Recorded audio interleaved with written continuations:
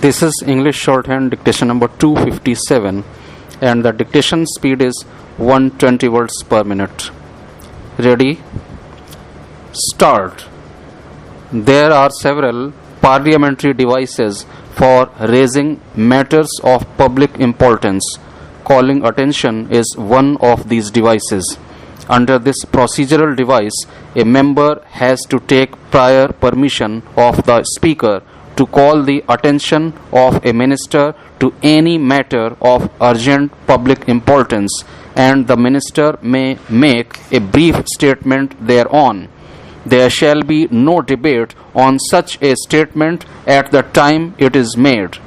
After the statement, brief clarifications can be sought from the minister by the member who has initiated the calling attention and other members whose names appear in the list of business are called by the speaker. Only those matters which are primarily the concern of the union government can be raised through a calling attention notice. The calling attention procedure is an English innovation which combines asking a question with supplementary questions and making brief comments. The government also gets adequate opportunity to state its case. The calling attention matter is not subject to the vote of the House. The next parliamentary device is motion. The term motion in parliamentary parlance means any formal proposal made to the House by a member for the purpose of eliciting a decision of the House. It is phrased in such a way that if adopted, it will purport to express the judgment or will of the House. Any matter of importance can be the subject matter of a motion. The mover of a motion frames it in a form in which he or she wishes it ultimately to be passed by the House and on which a vote of the House can conveniently be taken. Motions may be classified into three broad categories, namely substantive motions, substitute motions, and subsidiary motions. A substantive motion is a self-contained, independent proposal made in reference to a subject which the mover wishes to bring forward. All resolutions, motions for election of the Speaker and Deputy Speaker, and motion of thanks on the address by the President, etc., are examples of substantive motions. A substitute motion is moved in substitution of the original motion for taking into consideration a policy or situation or statement or any other matter. Amendments to substitute motions are not permissible. Subsidiary motions depend upon or relate to other motions or follow up on some proceedings in the House. A subsidiary motion has no meaning by itself and is not capable of stating the decision of the House without reference to the original motion or the proceedings of the House.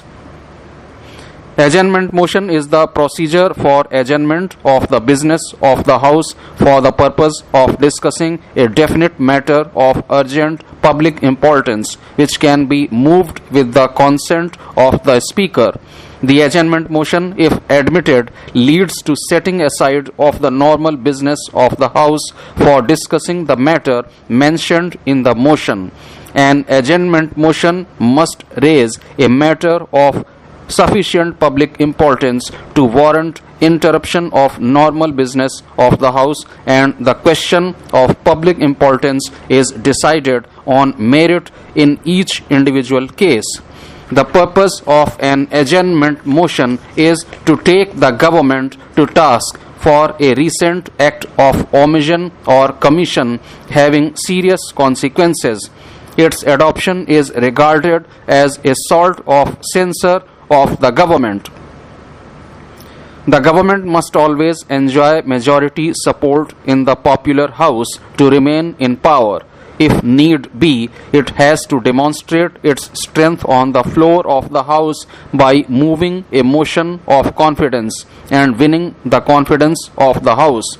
In view of the constitutional provision regarding collective responsibility of the Council of Ministers to the Lok Sabha, a motion expressing want of confidence in an individual minister is out of order.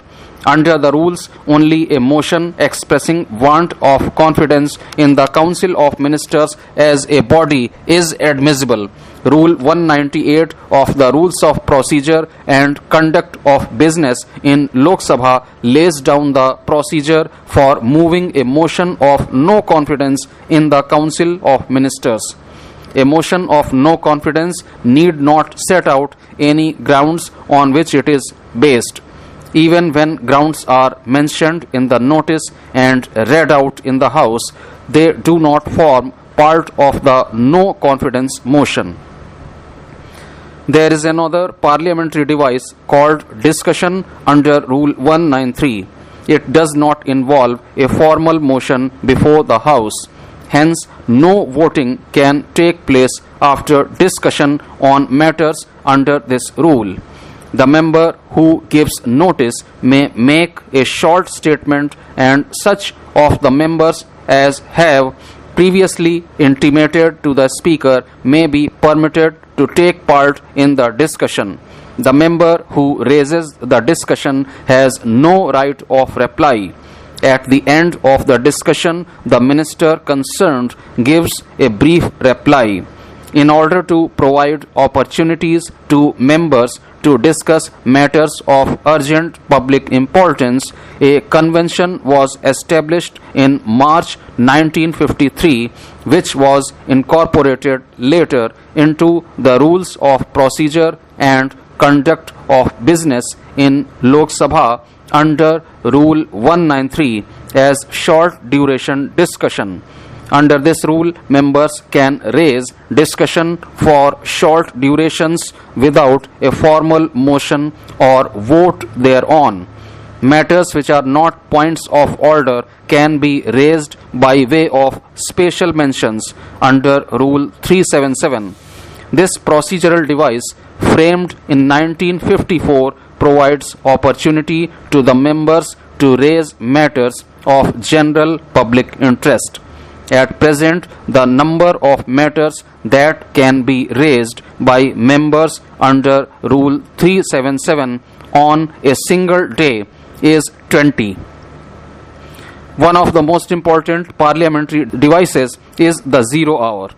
The time immediately following the question hour and laying of papers and before any listed business is taken up in the House has come to be popularly known as the 0 hour. As it starts around 12 noon, this period is termed as 0 hour.